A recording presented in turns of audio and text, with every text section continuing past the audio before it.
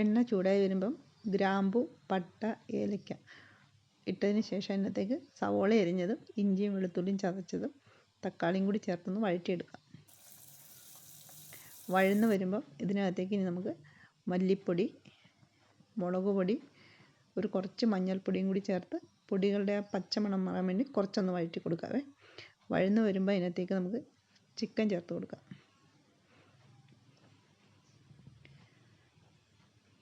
Chicken ചേർത്തതിന് ശേഷം ഉപ്പും കൂടി ചേർത്ത് ഒന്ന് ഇളക്കിയതിന് ശേഷം അതിനകത്തേക്ക് കുറച്ച് വെള്ളം കൂടി ഒഴിച്ചിട്ട് അടച്ച് വെച്ച് ഒരു 2 വിസിൽ വരുന്നവരെന്ന് വേവിച്ചെടുക്കാം. 2 വിസിൽ വന്നപ്പോൾ സ്റ്റൗ ഓഫാക്കിയായിരുന്നേ.